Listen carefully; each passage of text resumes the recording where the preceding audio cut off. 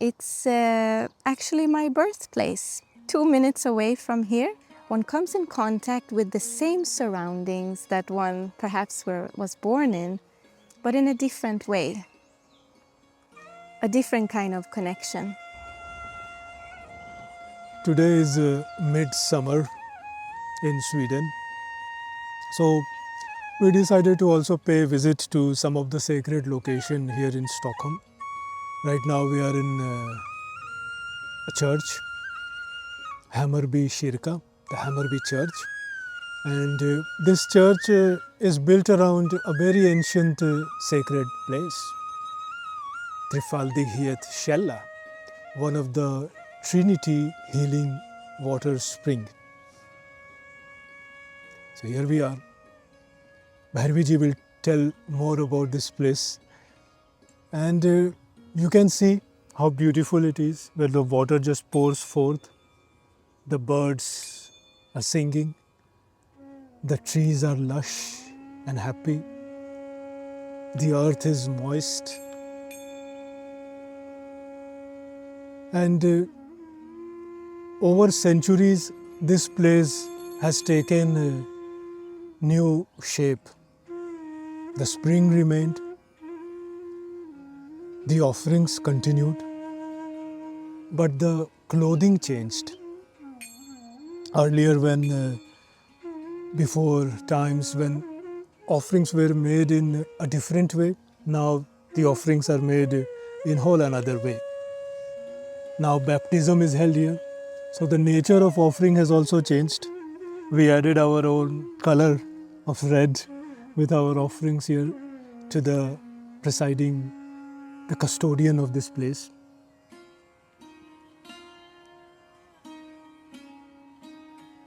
Some things are universal and some things change it with the time, with the culture.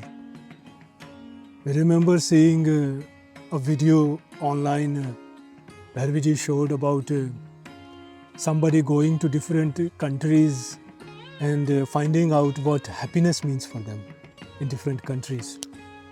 So obviously, different cultures, different countries, different upbringing have different idea of what happiness is to them. Even children have different ideas. For a child, getting a toy right now would be happiness. For a grown-up, having a lover, having good food, having a family might be happiness. Depending on one's own individual circumstance, depending on one's region's circumstance and upbringing and culture, the idea of happiness or what brings happiness, the medium of happiness might change. And that also doesn't remain constant for one person also. It changes with time. But then there is something that is universal. Shanti, peace, Preem, love. Irrespective of the culture, irrespective of the circumstances, the language of peace, the language of love, the language of bliss, Anand, is a language that doesn't change with changing cultures and times because it is not dependent on them. Where the languages end and gives rise to the Sukshma Vani, the subtle conversations, subtle expressions, that's where the language of peace and the language of love and the language of bliss lies. So even though the nature of offerings here may have changed from ancient Stone Age offerings to the custodian of this spring, to baptism in the church, the love and the peace and the bliss this place brings is universal. So we also came here with that language and that message for spreading peace and love and bliss for you all in the world, for everybody,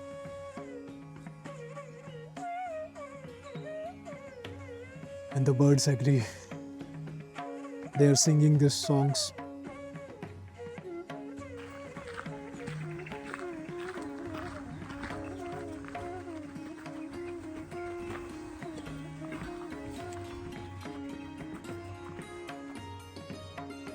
Bhairavi Ji and I, we came here today. It's actually my birthplace. Not exactly this Källa, but 2 minutes away from here in the hospital. I was born here. And the beauty of journeying with Bhairavi Ji is that, and Siddha Tantra arts and Siddha Dharma, is that no matter what one's background is or what one's culture is, when one comes in contact with the subtle aspects of oneself and just spirituality in general, one comes in contact with the same surroundings that one perhaps was born in, but in a different way, a different kind of connection. And so I have been around these places, but never ever have I actually discovered this place. And this specific Källa is a Trifaldighetskälla. So in the past, people would come and offer various things, and they would also drink from this water and do various rituals here at auspicious times. And as time passed, the church found this to be a very admired and appreciated place. And so they decided to build the Hammarby Kyrka here as well. In the past, it was a bridge over here. And then after some time, 2011, so quite recently, they decided to make this place a little bit more approachable. And they built this baptizing place for people, well, when the weather is good and they have baptism sessions, they do that here. And they wanted to make it a place where one can contemplate on various things and, also have access to this place. And it's a very beautiful place. We see that, as Bhairavi Ji was saying, it's a very lush place. And from my viewpoint also, I see so many beautiful herbs and trees. We have the elderberry tree leaning right over the mynning of the Källa, the mouth of the Källa, the source, the spring, with its beautiful flowers hanging over. We also have so many beautiful daylilies all around here. We also have berry bushes as well as löktrav. It's a very, very nice herb as well that is edible as well. We have kirskål as well, also edible. So many of these very nurturing, and we have nettle also, I see. Many of these nurturing herbs and flowers are here in this area. And it is beautiful to see this groundwater coming up. In the past, it used to actually be the source of water for the whole commune here as well. And one can see when one is looking into the water that in Swedish we say that it kokar upp, that it's boiling up. And that is because the water is just naturally coming up from the ground, and it's not just in one place. So there is this main outpouring place over there, but then in many various places we've tried to capture it also, some of it, but it's actually a vast area. And in many of these places you see that the earth is sort of boiling, or the ground is boiling, the water is boiling. The water is cool and kind to the touch as well. And the stream is flowing towards the north. So that is one of the reasons why one has seen this as a very healing water.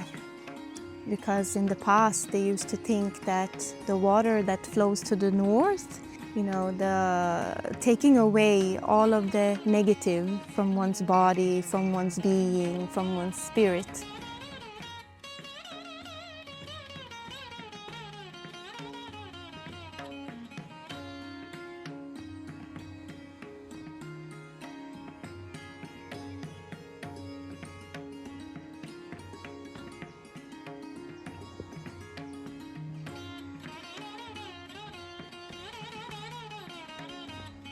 Still, it has its great beauty, and if you think of these images of elves or dancing spirits and all, which many people and photographers try to capture, well, it gives that kind of sense when one is here. That kind of luscious, mystical beauty and dreamy simplicity as well. And alongside that, you also have the mosquitoes. As Bhairavi Ji was saying, taking their bali. We have paid our dues and respects here also and offered whatever we needed to offer or wanted to offer as well in various forms. And yeah. And just to mention that a while ago, 1950s, one discovered quite a peculiar item here made of stone. And they don't actually have that stone anymore here, but they have it locked inside of the church. And unfortunately, the church is not open. It's not open so often, actually. So we cannot see it in actuality, but we have seen photos of it. Maybe we put the photo for you all to see the structure as well.